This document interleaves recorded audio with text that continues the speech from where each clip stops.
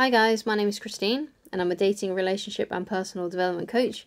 And today I'm talking about your silence is driving them mad. So this is a no contact rule video and basically how to use the no contact rule and why a product or a byproduct of using the no contact rule can make the person in question who you're applying the no contact rule on get a bit crazy, get a bit like wondering where you are, and maybe even come back into your life if that's something that you're hoping for and you're wishing would happen. So the first thing that I want to get into is that when you are applying the no contact rule and you're basically you're just giving this person radio silence. So basically what this means is when they look at their phone, they're not receiving any kind of notification from you whatsoever. Even when they open their stories, you're just not there, and they may even be searching for you, but you're just not there, right? You're just gone. You're ghost, right? Essentially, right? There's nothing. What's the first thing that happens usually is that they stop getting that ego boost from you that they may have been getting when you were pursuing them. Maybe if this was an ex and you're begging and pleading to get them back, and you're just gone. You're no longer giving them any kind of validation whatsoever that they're desired, that they're wanted by you.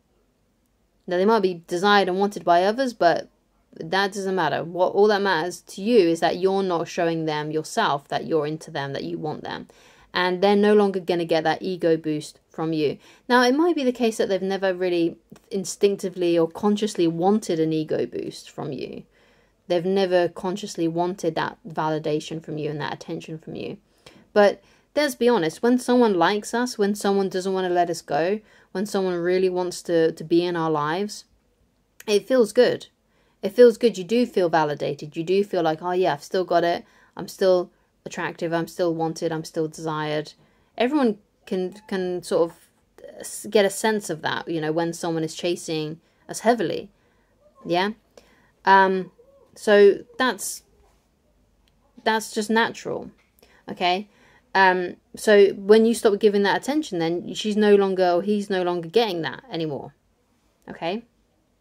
So first of all, that's the first thing that's going to happen. They're going to be like, well, where's my validation gone?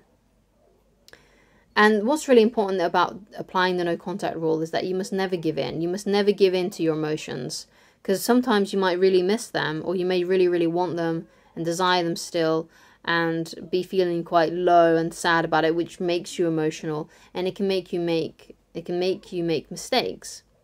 And you don't want that to happen, because if you do that, then you're just giving into. It's not so much that you're ruining the no contact rule, because even though you are, it's more so that you said to yourself that you'd do no contact and then you just couldn't keep up with it. You just couldn't apply it. You just couldn't. You almost went back on your word. You went back on what you wanted, and that's just awful, right? When that happens, so it's not so much the effect it has on them and how they feel about you. It's more the effect that it has on yourself when you give up the no contact rule. You just lose that respect for yourself. Like, oh God, I promised that I would never speak to them again, but I did. I can't believe it. You know, it just makes you feel rubbish about yourself. So when I say never give up and never give in to the no contact rule, it's really for you, right? It's really a way to make you feel good about yourself. Like you're able to maintain no contact and do that. And it really helps to give you confidence in yourself, to be able to give yourself the gift of self-restraint.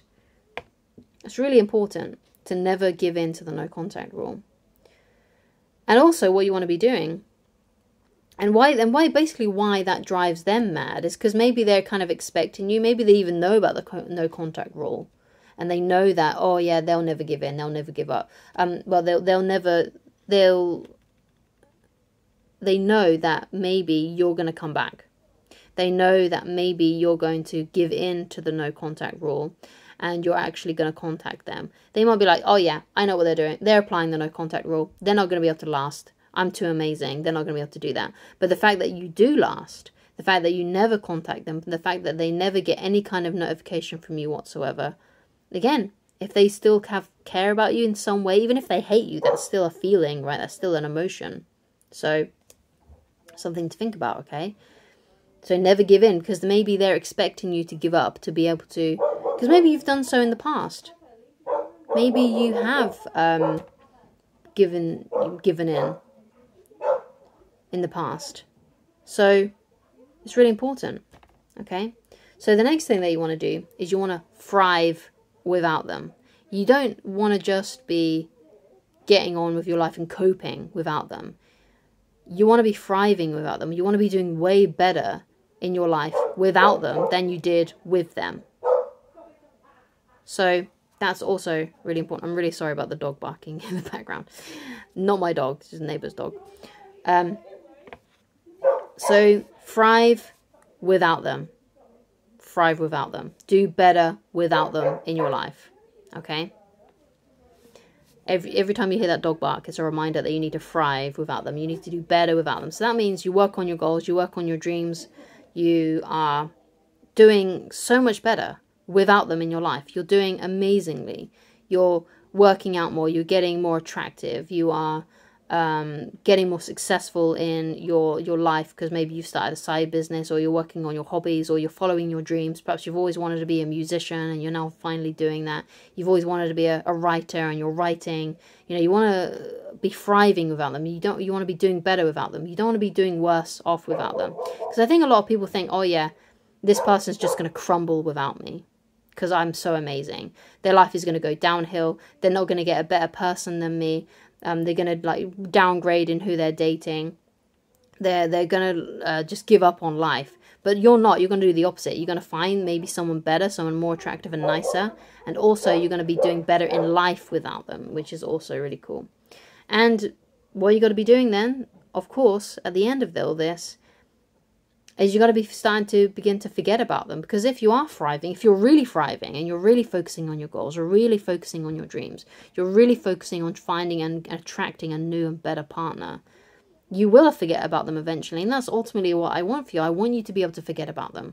I want you to, well, not, obviously you won't forget about them as in like you'll get amnesia and never think about them again. But you'll forget about them in the sense that what you'll feel about them will be less intense. You will feel less intense about them. Because you've got all these new and better things in your life.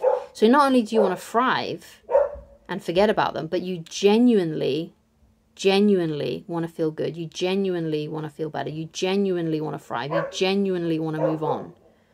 It's not all about, oh yeah, I'm going to pretend that I'm thriving. I'm going to pretend that I'm doing better without them. Actually thrive without them. Actually do better without them. So thank you so much for watching. If you'd like to get in touch with me personally and you'd like coaching with me, then please go to www.christinelovitch.com and I shall talk to you again very soon. Goodbye.